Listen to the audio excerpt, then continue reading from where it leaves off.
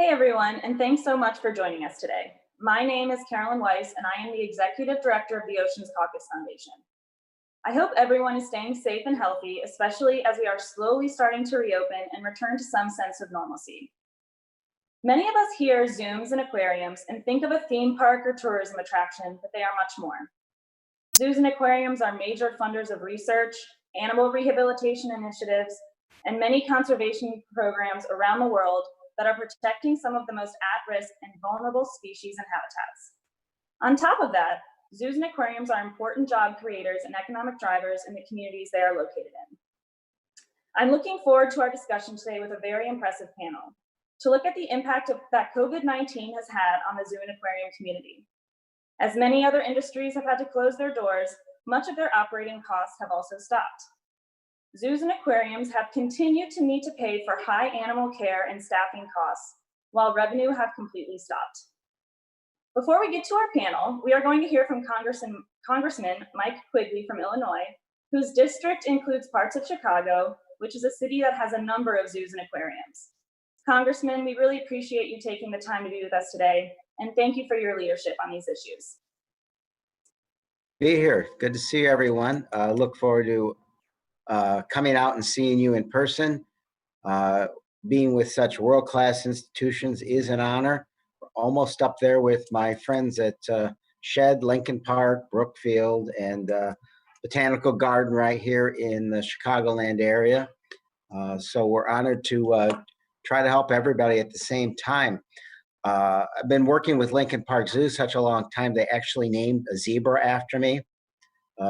Funny part of that is my daughters were there when we were out seeing the zebras, and they asked if the zebra comes, Mike comes when you call his name, and the zookeeper answered honestly and said, sure, but a lot faster if you have food, which is, I guess, similar to the response here at home. But it is honestly just a pleasure. We know how tough this has been for you. And, my message is a couple things. We got to figure out how to help you more. We stepped up with the CARES Act and the HEROES Act, but we have to do more to help your institutions. We also have to figure out how our various infrastructure packages can help as well. It's tricky. In the past, for whatever reasons, there were restrictions on that. That has to change as we go forward, given the extraordinary work you do to help our loving animals and all the other work that you do and the conservation work that matters so much. And I'll put a plug in here. Many of you are well aware of our measure, just one in, for example, the Big Cat Bill, which I believe, and Max, my staff's on the phone, will share with you later more details if you want. We do think we have a chance to pass that out of the House sometime in the coming weeks, if not the next month or so. For those who watch the TV shows involving this, they weren't what I would have produced to show the problems with how big cats are treated in facilities that aren't like yours. But they drew a lot of attention to this issue, and we're hoping for the best. We also have a bill, Stop Future Pandemics, which ends wildlife trade, and that's getting tremendous bipartisan support. And again, your institutions have a unique capability of educating and informing. And you don't have to tell people to necessarily support a particular bill. You talk about the issues so that when we ask them for their support, it comes from the entire country, on a bipartisan basis. And of course, there's a bird safe bill, among others, that we think has a good chance of being attached to other legislation and moving forward. So, all of these measures come from a great staff, but also the advocacy that comes from your community. And I just can't thank you enough. We hope it continues. We recognize our job is to help you during these difficult times because you mean so much to our country and to the world. So thanks for letting me stay on. I'm going to watch for a while. If there's anything else we can do, we're only a phone call away, and I can't tell you how many of us are excited to get back out there and walk through your great institutions. But again, thanks for having me on. Thank you very much, Congressman, for your time. We really appreciate it. I want us to get right into our panel discussion, but just a couple quick housekeeping points. All of you watching on our live page will see a chat box to the right of the video. Our moderated panel discussion will be taking questions from the audience. I will be monitoring this chat and present any relevant questions to the panel. It's always helpful if you could put your name and affiliation at the beginning of your question so that the panelists know who they're talking to. So now I'd like to introduce Dr. Robin Ganser, who's the President and CEO of American Humane, and is going to moderate our panel this afternoon. So thanks for being with us today, Robin. Take it away. Hi, good afternoon. I'm Robin Ganser, President and CEO of American Humane. American Humane is our country's first national humane organization, and we're proudly the first to serve animals whenever and wherever they're in need of rescue, shelter, or protection. I'm thrilled to be with you today, albeit virtually, to facilitate a discussion on the impact of COVID-19 that may not be on everyone's radar screen. That's how it's impacted our nation's zoos and aquariums. Zoos and aquariums are unlike any other businesses that had the ability to turn out the lights, lock up, and close the door during the COVID-19 pandemic. Live animal collections require food, enrichment, veterinary care, and complicated life support systems. This expert care, along with field research and wildlife rescue and rehab efforts, has continued throughout the crisis. And while the cost of these endeavors is considerable, the nation's zoos and aquariums are primarily supported by park guest and entrance fees. Institutions have faced steep declines. In fact, most have had zero revenue for the past few months. Yet, despite this dire financial situation, they're continuing to provide world-class zoological care. Today, I'm so thrilled to have three very special guests with us. First is Dr. Chris Dold. Chris is the Chief Zoological Officer for SeaWorld Parks and Entertainment, responsible for 3 SeaWorld parks and Busch Gardens in Tampa, Florida. Chris oversees a team of more than 1,000 animal care professionals. Also joining us is Dr. Tara Reamer, President and CEO of the Alaska Sea Life Center. This facility is the only one in Alaska that combines a public aquarium with marine research, education, and wildlife response. And finally, we have with us Cincinnati Zoo Director Thane Maynard. Thane is internationally known for his dedication to wildlife preservation, research, and education. He's authored more than a dozen books, and his latest one is one of my favorites. So please join me in welcome these incredible panelists. Hello. I'd like to get started. For the sake of time, we have an incredible opportunity to turn it over to Chris Dold so he can share a little bit about his vision for this panel, provide a better introduction of his background and tremendous expertise. Chris, welcome to the panel. Thank you very much, Dr. Ganser. And before I say anything else, I just want to recognize my fellow panelists. It's a pleasure to be up here with all of you today, talking about this very important matter that's impacting the nation, the world, and for us to be able to talk about our special slice of what challenge looks like in this new world we live in. I also want to express my gratitude to Congressman Quigley. Thank you very much for joining our panel and for your comments to kick this thing off. So as the Chief Zoological Officer for SeaWorld Parks and Entertainment, I have the real honor and privilege to lead a team of zoological professionals on a mission and for an organization that is quite simply extraordinary. If I do say so myself, I'm fairly biased. I'm a veterinarian by training. I've been working for SeaWorld now for about 15 years, started as a staff veterinarian here.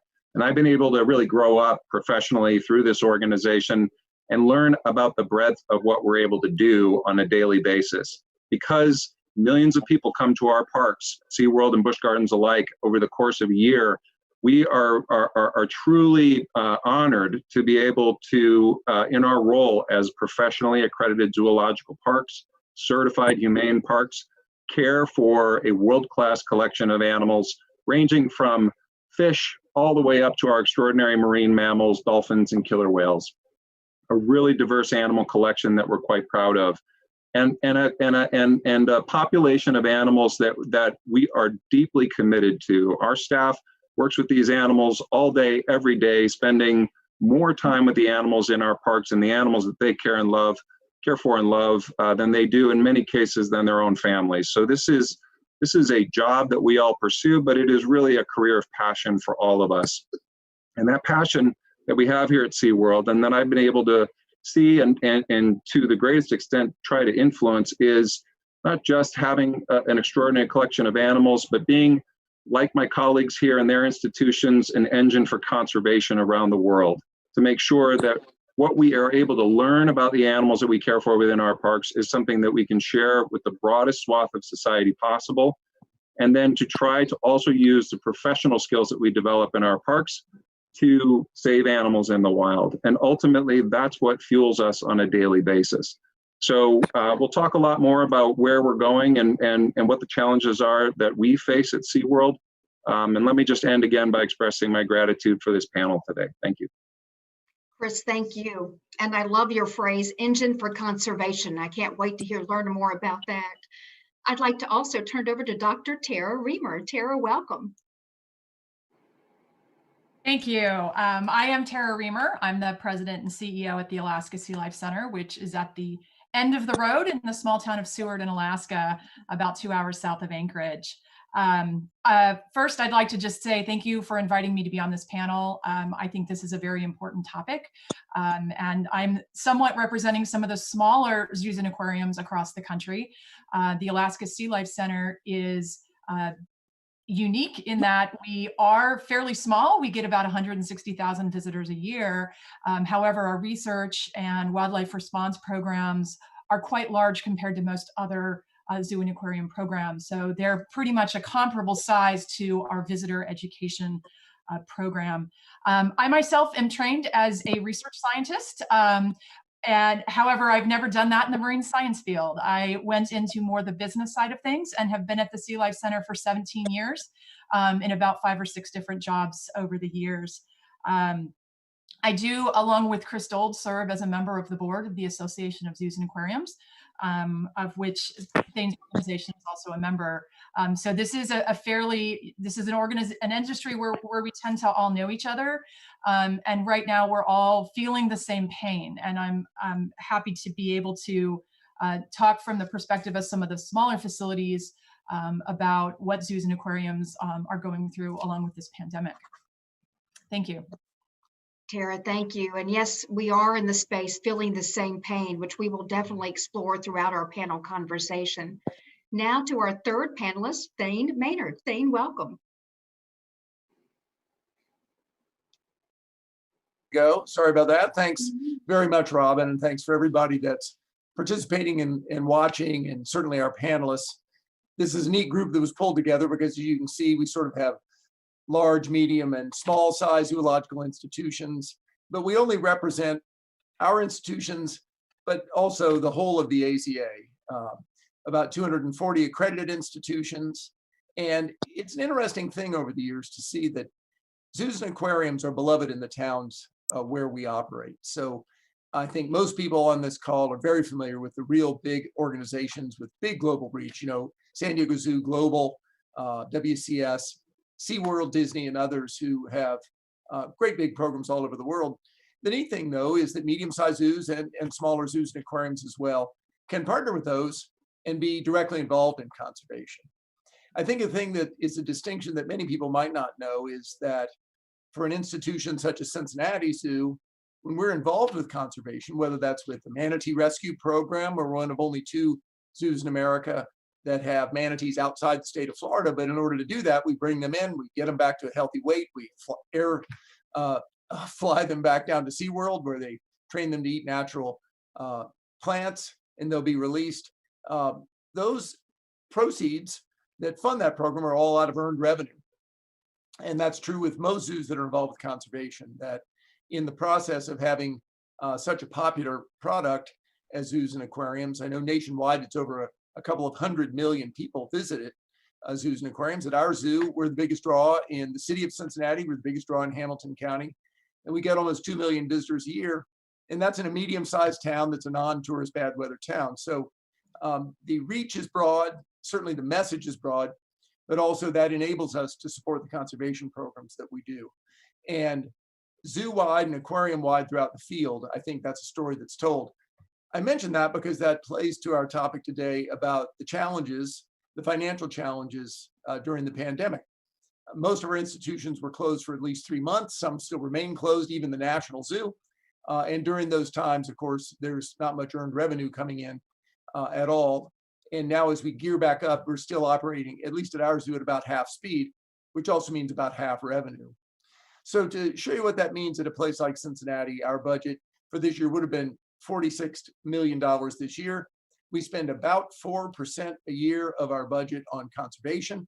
That includes supporting things like the manatee program that I mentioned, polar bear programs we're directly involved in, very elaborate overseas programs like we play a lead role with the Sumatran rhino breeding program on the southern part of the island of Sumatra. And then, of course, we have a great big scientific research program, mostly featuring on reproductive biology. But when you look at a budget and you've got to feed your animals and you have a great big staff, among the first things that can be cut is conservation work and conservation support. And we're trying like crazy to not have that be cut because it's an important part of a zoo's mission. When I say 4%, you might say, well, gosh, isn't that a small slice of what you're doing? But that's direct money spent on conservation. Certainly beyond that, there are a wide variety of other pieces to that, but it is hard to live up to.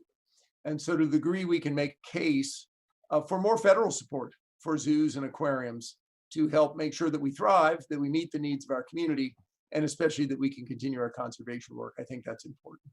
And I just want to say thanks to Carolyn Weiss and everybody at ICCF and OCCF for including Cincinnati Zoo and me in this. It's a lot of fun. Great thing. And especially we're going to explore the case for perhaps more federal funding as zoos do look at, as you said, half speed right now, which is very challenging, as we all know, in budgets that we have to run. Well, now we're going to go to our moderated question and answer period. And throughout the conversation, I'm going to look at Carolyn and say, Carolyn, do we have audience questions too? So I want to make sure that we get through as many as possible in our short time together. This is one of the most important topics I believe that we need to be talking about because we have such an obligation, a moral and ethical obligation for the animals to which we share this planet. Question number one, friends, and I'm going to just ask our esteemed panelists to first of all step in and address these really important and valuable conversation topics. My first question is this. Many zoos and aquariums are obviously well known for their parks and facilities. But what are some of your conservation programs, both domestically and internationally, that others may not be aware of? Research funding, animal rehab, endangered species conservation. Dane's already mentioned a couple of them. Tara, can you take on a couple? Sure. Thanks so much for the question. The Alaska Sea Life Center is totally focused on Alaska's marine species. So we don't have any international programs. Occasionally, some of our scientists will work internationally with species that are also in Alaska, but we're focused on Arctic and subarctic species, many marine mammals and seabirds. One of our ongoing research programs is working with spotted and ring seals, which are two species of ice seals that are both of great concern with loss of sea ice in the Arctic. And we're working on, in collaboration with UC Santa Cruz, on a program that looks at some of those animals that are in our care and trying to understand what we can about their physiology that will help those animals out in the wild. So that is one of our key research projects. We also do stellars and spectacled eiders research. Those are also species of sea ducks that are threatened and endangered in the Arctic areas. Our rescue program also responds to animals that are endangered and threatened. The same ice seals that we do research on sometimes come into our program. We get sea otters, some of which are from endangered populations, stellar sea lions, walrus, a lot of those iconic Arctic species that are all struggling due to lack of sea ice. So we are the only facility that is authorized and permitted through NOAA and Fish and Wildlife Service to respond to these types of marine mammals in Alaska. So we have a lot of coastline to cover, and we have staff that are out there working both to understand scientifically what's going on, but then also to respond to these animals of need. Currently, we're caring for 6 harbor seals that all came in through the first 15 days of June, and 1 adult sea otter. That's wonderful work, Tara. Thank you. Thane, you were covering in your opening remarks some of your conservation programs. Can you take us a little deeper into that area of work? Absolutely. In fact, I think, Tara, it was great you mentioned NOAA and U.S. Fish and Wildlife Service, because I think many, if not all, accredited zoos and aquariums partner on programs with them, and that plays an important partnership. And we try to increase that dialogue as we go, because increasingly, I think there is research and information that can be learned from animals in captivity that can also help in recovery plans of those animals in the wild, particularly in a world that's changing under climate change. I know, for instance, Cincinnati Zoo is very involved in the Polar Bear Research Coalition. Some of the leaders include San Diego Zoo Global, some of our research scientists. And our end, as I mentioned, we mostly are in the reproductive biology end of studying the estrus cycle of polar bears, which is in fact complex because they live in an Arctic ecosystem. San Diego, I know, is involved in studying the energetics of them and what the requirements are to thrive, certainly in a zoo, but also in the wild as it warms. So sometimes there are things that go on at zoos and aquariums that the public might not be real aware of, and also federal funding agencies might not either. So the more we can share that story, certainly the better. And it made me think of when you talked about working with rehab, working with release. Of course, Alaska Sea Life Center is famous for that because you're right there where a walrus might be stranded. And SeaWorld has a huge program with many, many species. I'm most familiar with your efforts, Chris, with manatees, because you help our zoo out a great deal. But you might think, oh, well, that's great, Cincinnati has some manatees, and that's a neat thing, and they show them to people because a lot of people from Ohio drive down I-75 to Florida. But it's one of our very most expensive animals to keep, not only because they eat human food. We here at the zoo feed them cabbage and kale and lettuce, about 100 pounds a piece per day each. But every year, as we raise one up and then it needs to be taken back to be released in the wild, they fly nonstop on DHL, and it costs us an average of $27,000 per flight each way per animal. Later next month, we're going to fly 3 youngsters to SeaWorld Orlando on DHL. And as you can see, going down, taking those, bringing others back that need to be rehabbed, you're suddenly into 6 figures on an annual basis. That is a thing that through earned revenue, we make part of our budget. In a year like this, it's a perfect example of something where the work still needs to be done, but we may not have the revenue to be able to pull it off. We are committed to our manatee program and a number of other North American species that we work with, but we do have to try to figure out a way to close the gap so we can pay those bills. Beyond that, certainly we're involved in supporting in situ conservation in many, many areas. You know, with gorillas in the Congo, we've partnered with WCS since 1999 in a very good program at Nobeli and Doke National Park. I've been lucky to visit there and see the important work that's done.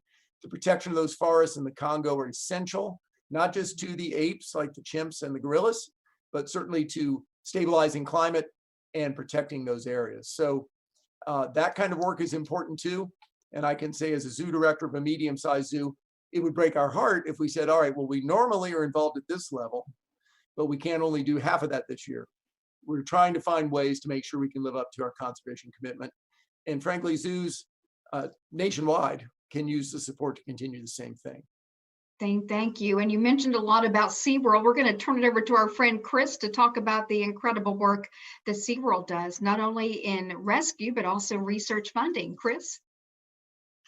Yeah, thank you again, Dr. Ganzert, and Thane. Thanks very much for mentioning some of the programs that we have. I do want to emphasize before I talk a little bit about the breadth of the programming that we're able to achieve, just that to try to drive home that point that Thane just made, which is fewer people coming into any of our parks and organizations means we have fewer resources to affect really any of these additional conservation programs that we are so proud to run.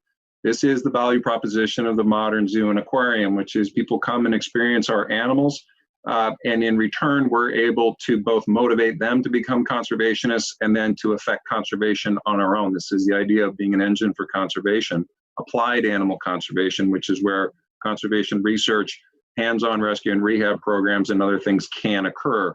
But if people aren't coming, it gets really hard to do that work. So Thane was kind enough to mention the manatee program that we are also involved in. This is a community of folks working on behalf of manatees, the Florida manatee specifically. And it's worth noting that the Florida manatee was an endangered species until relatively recently, where it has been down-regulated to threatened species, still an imperiled species and one that's precious to all of us here in the state of Florida and in the country. But that has been, I dare say, a direct result of the intensive management programs that we have that are founded in the Manatee Rehabilitation Partnership, a number of institutions working cooperatively to rehabilitate manatees, stabilize them, bring them in from the wild when they're injured or entangled or orphaned, and nurture them for sometimes an extended period of time and then return them to the wild. So that program has been going on for a long time, and I'll emphasize it is not an inexpensive program. A manatee calf that comes in, an orphan calf that comes in for rehabilitation to any of our institutions is going to stay with us for a couple of years. That's why it can move up to Cincinnati Zoo, be an ambassador animal for a short period of time, and then return to the ocean. But that's an average of a $300,000 investment to recover that single animal, collectively a burden that we proudly shoulder within our institutions. So manatee recovery is part of our marine mammal and marine animal rescue program. We have just this past year responded to over 36,000 marine animals in our history. We've been doing this for 50 years. Our commitment to, again, bringing our expertise to recover animals in the wild and rescue animals in the wild is something that we've had a long-term commitment to, like our partners on this call. But we aren't just doing rescue and rehabilitation work. Our SeaWorld's other contributions to conservation include conservation research. We proudly display killer whales within our parks and other species of cetaceans, and so our one of our primary focuses is on a holistic approach to killer whale conservation that starts with scientific research happening right here in our parks. Years of dedicated studies similar to Cincinnati Zoo, looking at reproductive physiology and other physiological parameters within killer whales to understand those animals. And then especially more recently, working with partners from outside who work in the field with field projects on killer whales, who want to perfect the technologies they're using to study those animals in the wild. Some of the basic measurements they might be making on free-ranging endangered southern resident killer whales, and they can partner with SeaWorld and do the research here and ground truth some of the science that they'd be using out there in the field. That kind of work is ongoing.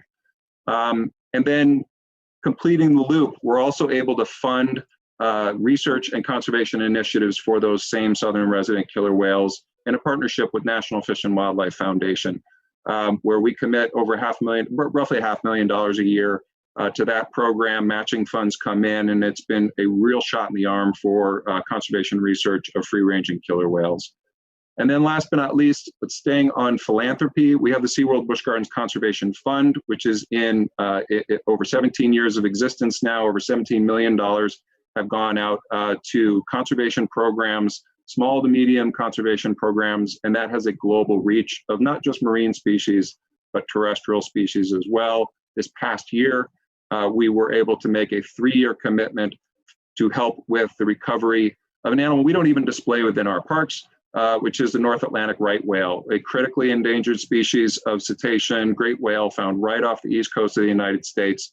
And again, because people come to our parks and fund our work, we're able to make a significant contribution to the recovery of a brilliantly wonderful, large, and critically endangered species like the North Atlantic right whale. That's wonderful, Chris. A couple of numbers really stuck out, which you said, 17 million, which is a stunning number for conservation research, and 36,000 animals rescued in SeaWorld's history. Those are incredible numbers with great impact. Friends, we're going to see if we can tackle the next question relatively quickly for the sake of time, because we have a lot of conversation to talk about regarding the financial impact of COVID on facilities. But I want to get into something that I know so many of our participants today love, because you can't protect what you don't love what you don't know. And all of your facilities have animal ambassadors. So, Chris, I'm going to start with you. How important are animal ambassadors to conservation education and awareness? Oh, thank you very much for unmuting me. Critical, if you ask me, and I think we would all have the similar answer. So we consider every animal that lives within our parks, and certainly those that come through on a temporary basis in our rescue and rehabilitation programs, to be ambassadors for conservation. Most fundamentally, as Thane, I think, already mentioned, we have 20 million visitors collectively, over 200 million visitors in zoos and aquariums in the United States. SeaWorld is proud to host more than 10 million of those visitors in our SeaWorld parks. And so we know with every visitor that comes to our parks, there is an opportunity for a connection to be made with those animal ambassadors that we're so proud to care for their lives. And that's the visitor experience. We also reach over 500,000 children every year through our education programs, camp programs, and other offerings that we have in all of our animal parks.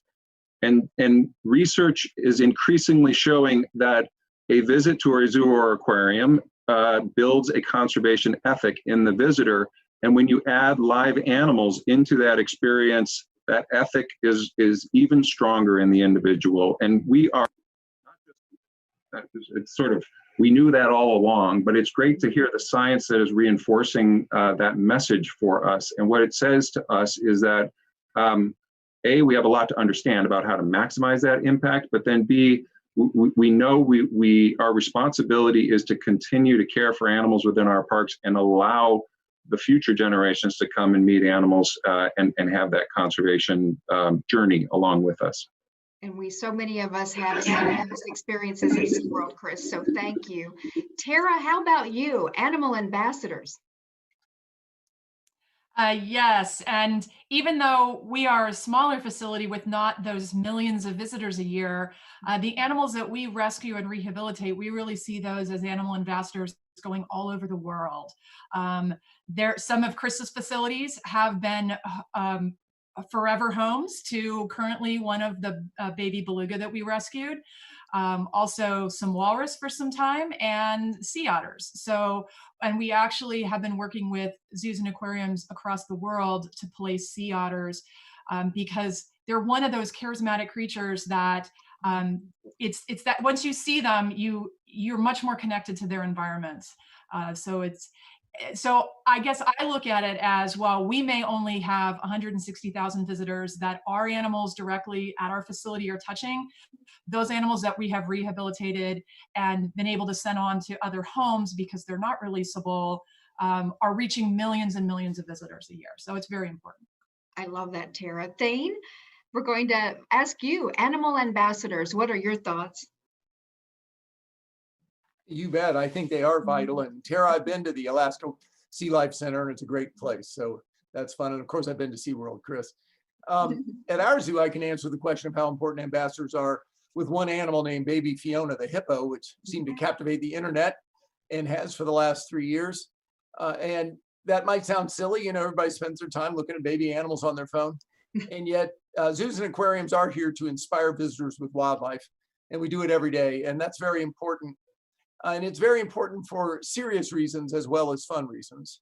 And the serious ones, of course, are anybody who pays a lick of attention knows this is the century humans are going to have to figure out how to live in balance with nature.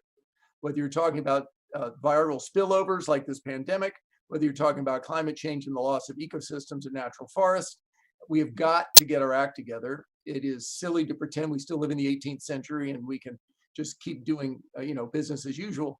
And the very best way to reach people with a positive message about the protection of nature is in person at zoos and aquariums.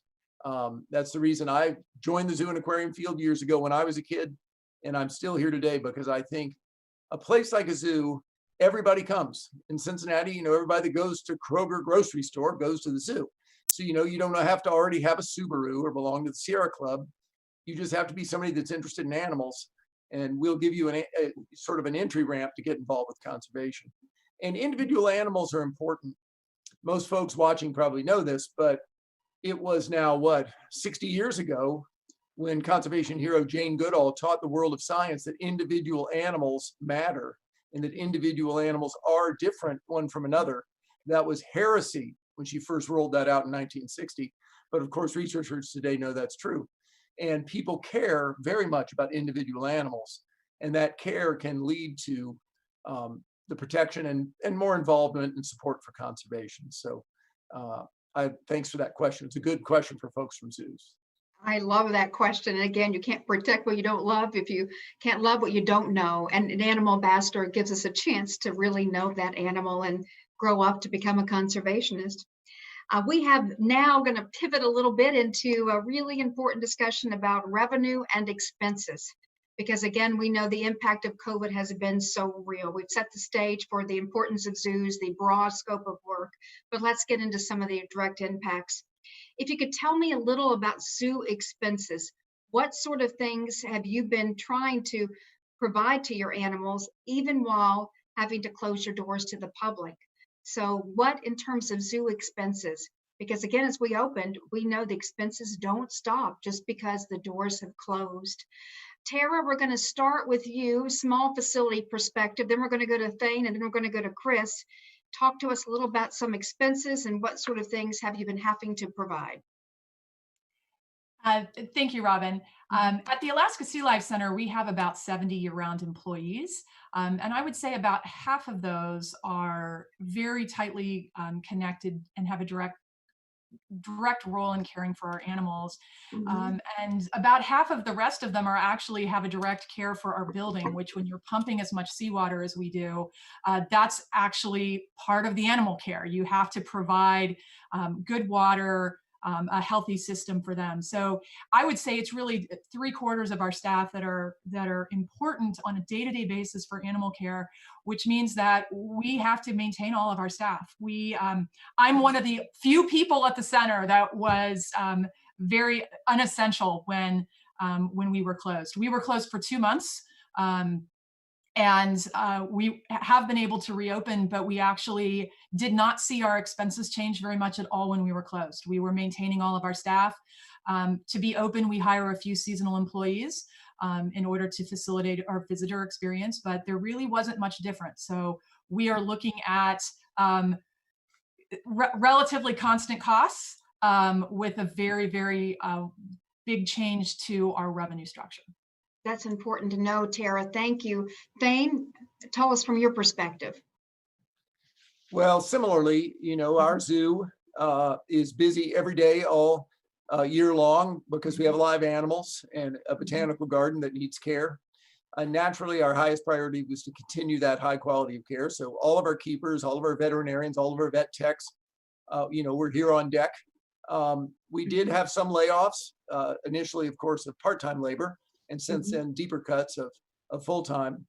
In our case, basically, we went, as I mentioned, from about a $46 million a year budget down to about a $32 million a year budget, just by doing sort of the austerity cuts we could do.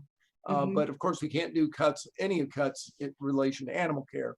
So a lot of those are discontinuing some programs, at least temporarily. Some of those are common sense. Right now, we're not offering overnight programs, for instance, or great big group sales events. But that piece certainly has been a challenge. There's no doubt about it. The tricky part, certainly for us, is making sure we can maintain the great direction that our zoo and so many accredited zoos and aquariums have been going in, which is to improve on animal welfare, or what many times we call animal excellence. Yeah. Anyone who's been in the zoo and aquarium field a long time knows we do spend much more time really focused on, okay, how do we make sure that our animals have the very best life they can while they're in our care? And that's not just during the 8 hours or 10 hours a day that the keepers are there and might provide enrichment, but really 24 hours a day, because they live in these facilities during that. It's been a very interesting sort of journey for me to see that over the period of decades that zoos pay much more attention to the care of each single individual animal, making sure it gets the care it needs. Yes. All of these things add expense, because you need, say you need elephants, They need more care than you would think. You think, oh, there's some elephants, they're standing there, and you throw them some hay. But of course, elephants are one of the very intelligent species, like marine mammals, like great apes, that live in zoos and need to have lots of special care and stimulation during their day. And of course, that equals staff time and money. And so zoos that have those species in particular, with all of the ones that are on this call, I think have that, have that extra burden of making sure we're giving the very best care that we can. And it does usually function as it costs more to do it than it did in the day when it was basically just run, by some farm boys who threw hay over the fence and walked away. So we need to make sure we can keep up that quality of care. I appreciate that quality of care. The animal excellence is a perfect takeaway too, and those costs don't stop at all because the doors may be closed. Chris, just very briefly, because we're getting close to running out of time. We got a lot more questions to go through. So Chris, can you tell me about zoo expenses? What sort of things have you been doing to keep up? Well, I just want to, I'll be brief by emphasizing something Thane just said, which is our approach was uninterruption of our standard of care and welfare for the animals as we went into closure. And we marshaled all of our resources to focus on that. We had a significant furlough of a majority of our employees. SeaWorld is a theme park and zoological park, and so we have a lot of employees. And the department that was most spared was the zoo, so that we could focus on those animals, and that closure would be transparent to the animals. They wouldn't really see any difference in their day, in the amount of attention they got, certainly in the quality of food that they got, and in how our habitats were managed for them. Very important. I'm going to turn it to our host today. Carolyn, how are we okay with audience questions? Do I have a few more minutes to ask some of these incredible panelists some questions? Thanks, Robin. We do have a few questions, so if you want to maybe ask one more and wrap up at 2:50, and we'll get to some of the audience questions that we have. That's wonderful. Thank you, Carolyn, because I'm so excited about our audience questions, and thanks to everyone for participating today. And also a big shout out to the Congressman. Congressman Quigley, so great to have your passion for the zoo and aquarium community. So friends, this is really, really a driving question. Zoos and aquariums start opening, and we hope they're all opening. Is the financial part of this crisis over, or are there lingering effects? So is this financial crisis over as you start to open, or are there lingering effects? And then if you could add to your response, what can elected leaders do to help this crisis in the zoo and aquarium community? What's the call to action? Chris, I'm going to start with you. Is the financial crisis over? It's absolutely not over. I think everybody understands that recovery is an uncertain thing, and even if it was automatic and immediate, that businesses could resume across the board. We've seen what that looks like, and it is a gradual resumption of normalcy. And so all of us, those of us who are lucky enough to be open, have just a portion of the attendance that we are so dependent on for the care of our animals and our larger mission, as you've already heard us describe. So it is critical that everybody understand that those of us with these precious living collections face a very uncertain future, and our animals face a very uncertain future unless we can get some financial support. And there are a few asks out there right now that we would ask anyone paying attention to this briefing right now, and especially all of our elected officials in DC and in our relative states, to pay attention to. We as a community face a spectrum of futures, and certainly Thane and Tara can talk about what their outlook is. But we all have colleagues who are ringing a real bell about the very distinct possibility that they would need to close their doors and would not have the resources to care for their animals if they don't get some significant funding, and get that funding very quickly. So zoos going out of business is a real possibility, and you're starting to see stories about that happening around the world right now. And those stories are within the accredited community in large part. They aren't relegated to the non-accredited zoos and aquariums, and I think that's a really important thing to note.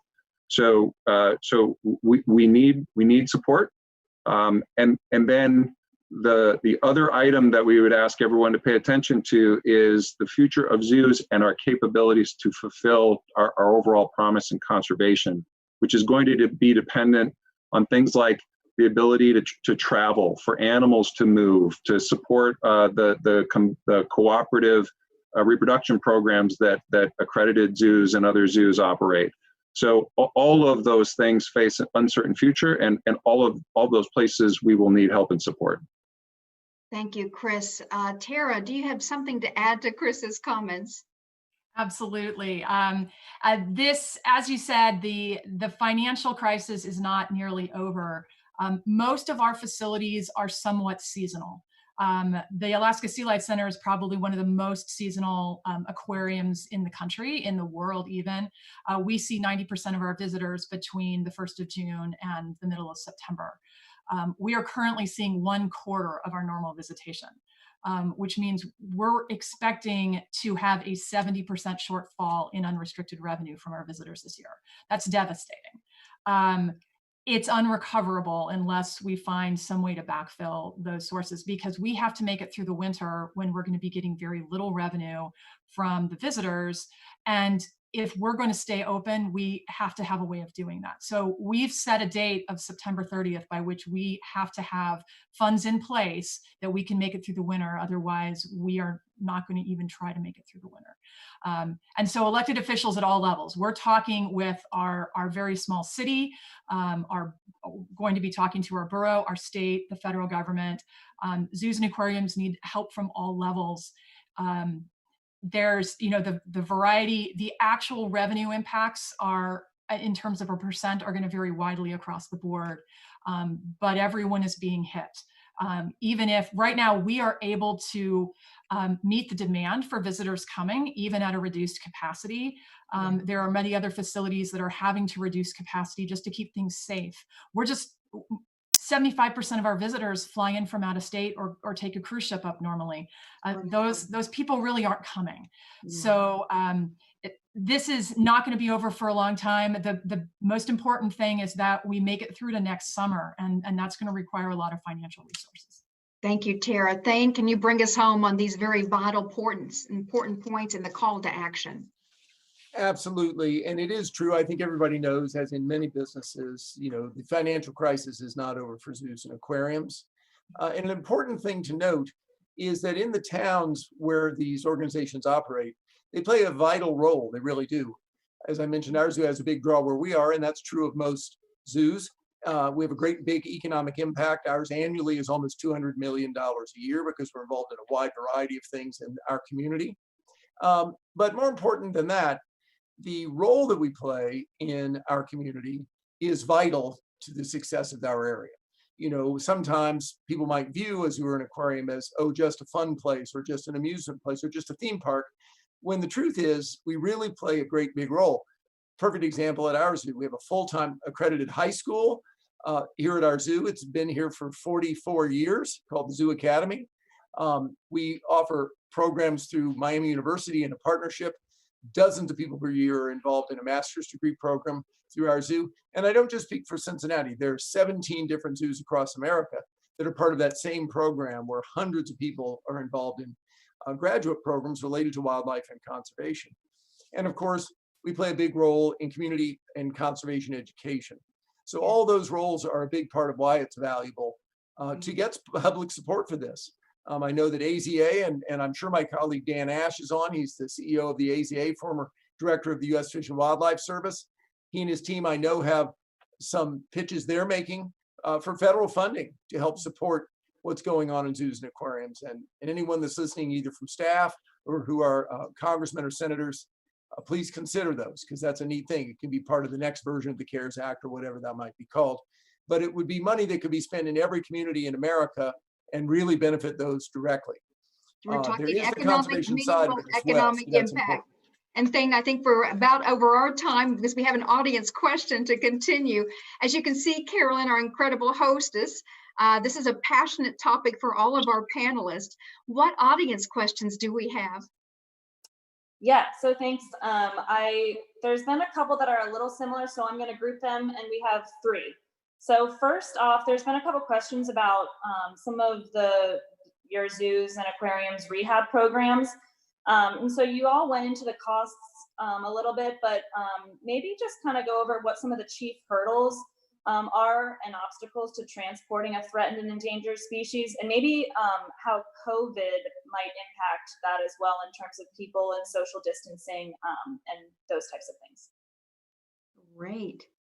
Thane, you started the conversation with DHL. A big shout out to DHL earlier today for shipping manatees. Would you like to cover this? Sure. Zoos everywhere are involved in rehab programs. As I mentioned, we'll send manatees to Chris.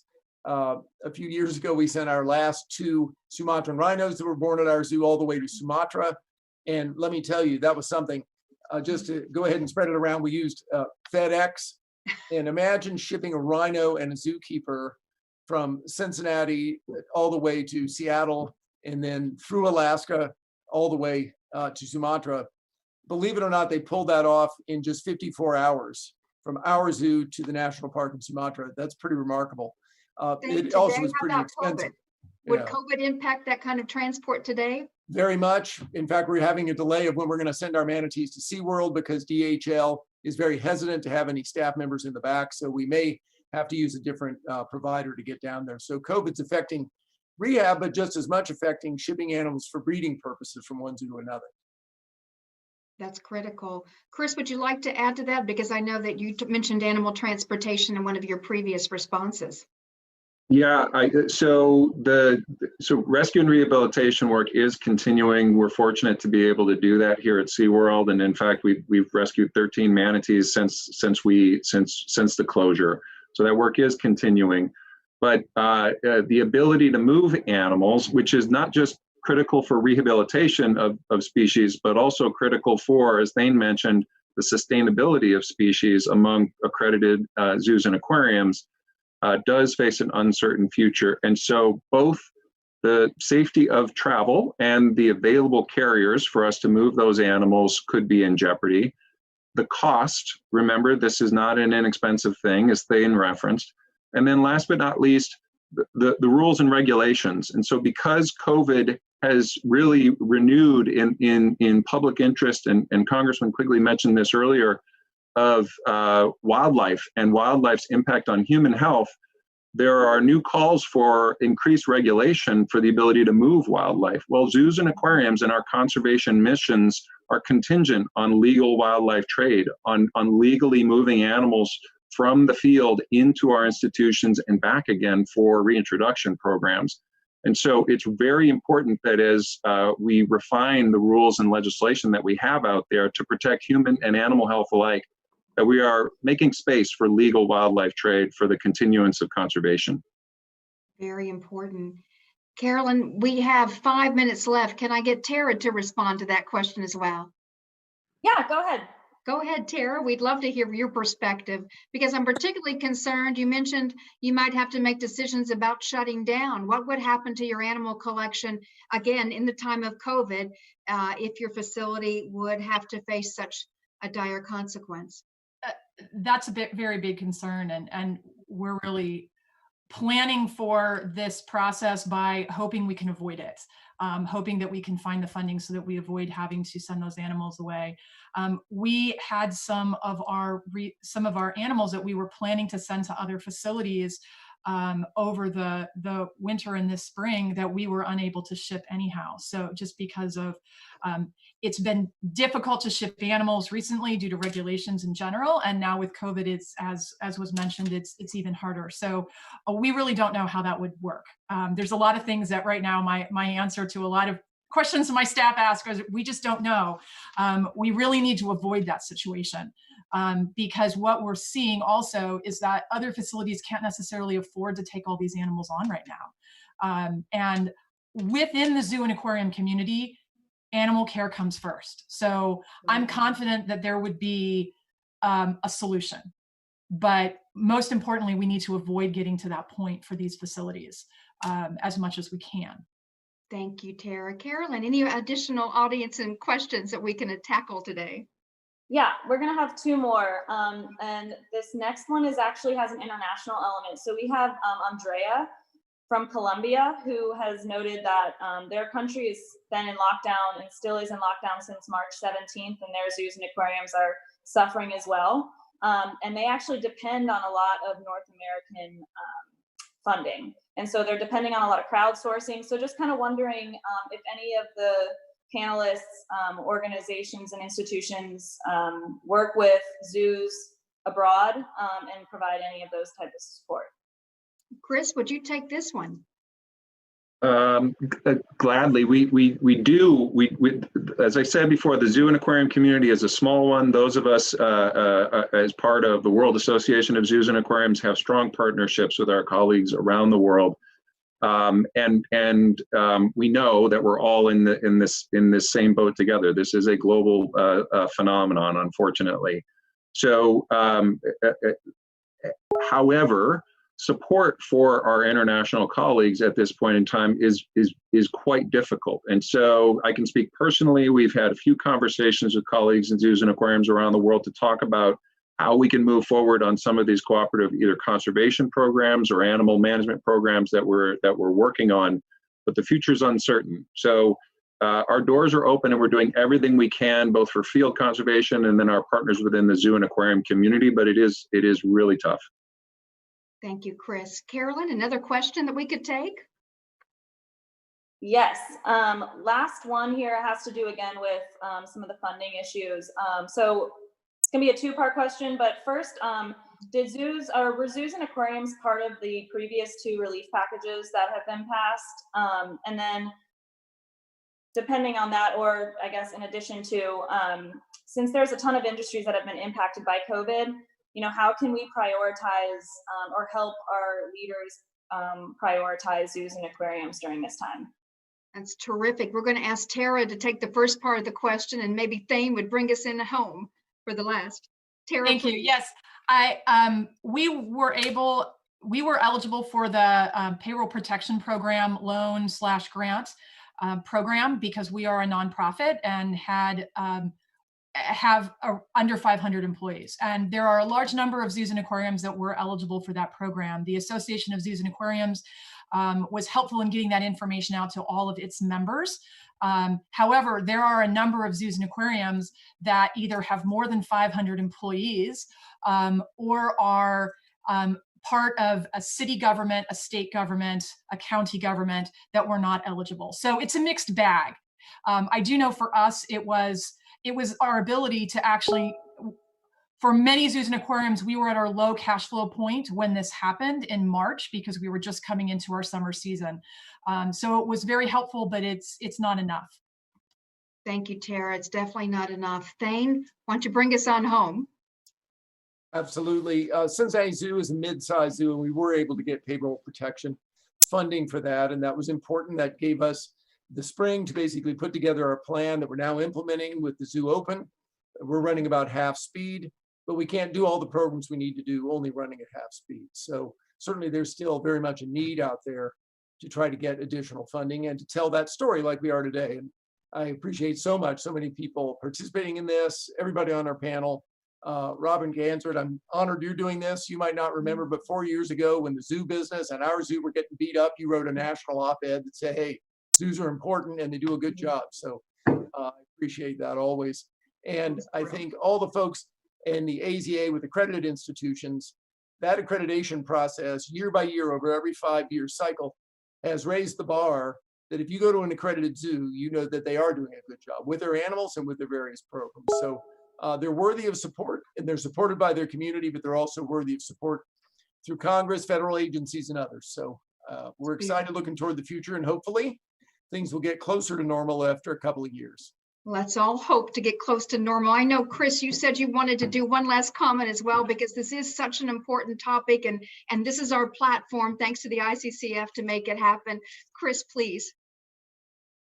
Thank you, Robin. And again, I want to thank my fellow panelists and certainly ICCF for hosting. And Robin, you've been a great moderator. Thane hit the nail on the head, as did Tara. Zoo and aquarium community, the accredited zoo and aquarium community, is a large and diverse community. We have lots of different business models, and many of us have benefited in small part but our need is real. And so right now there is an idea out there for a much larger directed funding effort to go to both AZA institutions and other accredited institutions, those accredited through the Alliance of Marine Mammal Parks and Aquariums, and other accrediting and certifying bodies. So professional zoos that are in need of help. And so we would ask any of our elected officials or staffers who are watching this to please pay attention to those multiple asks and ask questions about it. Reach out to us so that we can give you more information about how to support our collective efforts and to send those resources directly targeted towards the care of the animals that we love so deeply. So thank you guys again for all of your time today. Chris, that's a beautiful way for all the animals that we love and care for. Well, friends, it's reported that 181 million people visit U.S. zoos and aquariums each and every year, which is more people in the pre-COVID days, at least, that go to the NFL, NHL, NBA, and MLB games combined. Our nation's zoos and aquariums are treasured icons that not only take care of large, complex collections of flora and fauna, but also serve as important community members, educating millions of school children and providing critical conservation and research projects both in the park and in the wild throughout the world. During the COVID-19 crisis, these facilities have been closed to the public. But my friends, they've continued to provide world-class care to their animals, and in many cases continued amazingly inspirational and robust rescue operations and rehab operations. These activities are extremely expensive, and I'm so delighted that our friends, our esteemed panelists, were able to share with you the cost of doing business, and they've also shared a call to action. Thanks to our leaders on the call for providing an incredible, inspirational example of protecting and caring for these animals, and thanks to our host for allowing us to have this robust and rigorous dialogue today. Back to you, Carolyn. Thanks, Robin, and thanks everyone for tuning in. I'm going to include my email in the chat, so if there's any follow-up from anyone that's listening that we didn't get to today, please feel free to shoot me an email and I'd be happy to get back to you. Have a good day, everyone.